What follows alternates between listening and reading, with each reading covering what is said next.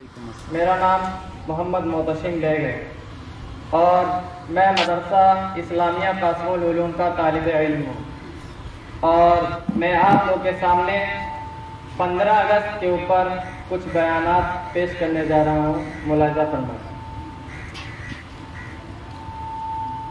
الحمدللہ رب العالمین والصلاة والسلام علی رسولہ الکریم، اما بعد فقد قال اللہ تعالی فی القرآن المجید، اعوذ باللہ من الشیطان الرجیم، بسم اللہ الرحمن الرحیم، والذین جاہدوا فینا لنہدینہم سبلنا وَإِنَّ اللَّهَ لَمَعَ الْمُحْسِنِينَ۔ صدق اللہ العظیم۔ محترم بزرگوں اور ساتھیوں، آج 15 اگست کو ہندوستان کی آزادی کا جشن منایا جاتا ہے۔ ملک کسی مکان کا نام نہیں، ملک اللہ کا ہے۔ وَلِلَّهِ مُلْكُ السَّمَاوَاتِ وَالْأَرْضِ وَمَا فِيهِنَّ۔ جو کچھ زمین و آسمان کے اندر اور باہر ہے سب اللہ کا ہے۔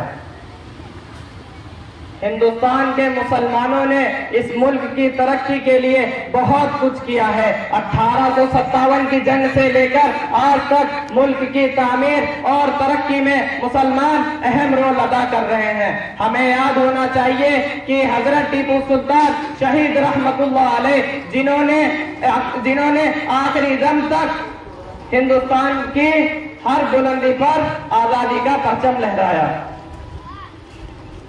حضرت ٹیپو سلطان شہید رحمت اللہ علیہ جنہوں نے آزادی کا پرچم پورے ہندوستان پر لہرایا اور ہندوستان کی بڑی بڑی طاقتوں کو دعوت دی اور بتلایا کہ ہم اس حال میں بھی انگریزوں کے خلاف لڑ سکتے ہیں۔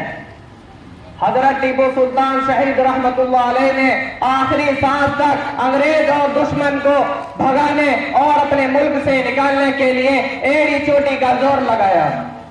اس کے بعد ملک کے کونے کونے میں بہت سے انقلاب آئے۔ حضرت شاہ عبد العزیز نے فتویٰ جاری کیا، پھر سید اسماعیل شہید رحمت اللہ علیہ، اور پھر حضرت مولانا شیخ الہند شہید رحمت اللہ علیہ نے ریشمی رومال تحریک اس انداز سے چلا یہاں تک کہ رنگوں میں آپ کو گرفتار کیا گیا اور مالٹا کی جیل میں تقریباً 3.5 سال تک آپ کو رکھا گیا۔ بے انتہا آپ کو تکلیفیں دی گئیں، آپ کی پیٹھ کو لوہے کی گرم سلاخوں سے داغا گیا، یہاں تک کہ پیٹھ پر گوشت نہیں صرف اور صرف ہڈیاں رہ گئیں، لیکن آپ نے آزادی کے لیے جو فتویٰ جاری کیا تھا اس سے رجوع نہیں کیا۔ 3 سال کے بعد حضرت کو مالٹا کی جیل سے رہائی ملی۔ حضرت شیخ الہند شہید رحمت اللہ علیہ واپس آئے اور فرمایا، میں نے جیل میں رہ کر 2 باتیں سیکھی۔ کتنی باتیں سیکھی؟ 2 باتیں۔ نمبر 1، مسلمان میں اتفاق ہونا چاہیے۔ نمبر 2، آپسی رنجشیں ختم ہونی چاہیے۔ ہندوستان بھر میں قرآن کریم کے مطابق اور مدارس قائم ہونے چاہیے، کیونکہ اس وقت انگریز مدارس اور مکاتب پر حملہ ور تھے۔ دہلی اور اطراف کے دہلی میں سارے مدارس کو انگریز ایک ایک کر کے بند کر چکے تھے، لہذا اسی کی پیش نظر دارالعلوم دیوبند میں آئے اور پھر ایسے ثبوت اس دارالعلوم دیوبند نے تاریخ ہندوستان جسے کبھی بھی فراموش نہیں کر سکتی۔ لیکن آج ہمارے نوجوان اپنے بزرگوں کی قربانیوں سے ناواقف ہے، انہیں پتہ ہی نہیں کہ آزادی کے رگوں میں کس کس کا خون شامل ہے۔ ایسے ہی نہیں ہمیں آزادی نصیب ہوئی، لاکھوں علماء کی گردنیں کٹی ہیں، ہزاروں علماء پھانسی پر جھولے ہیں، لہذا سینکڑوں ضلع وطن ہوئے ہیں، لیکن آج ہمارے نوجوان ان سب باتوں سے ناواقف ہیں۔ جب گلستہ کو خون کی ضرورت پڑی سب سے پہلے گردن ہماری ہی کٹی۔ آج کہتے ہیں ہم سے یہ اہل چمن، یہ وطن ہے ہمارا تمہارا نہیں، ہمارے جیسے وفادار کم ہی نکلیں گے، ہمارے جیسے وفادار کم ہی نکلیں گے۔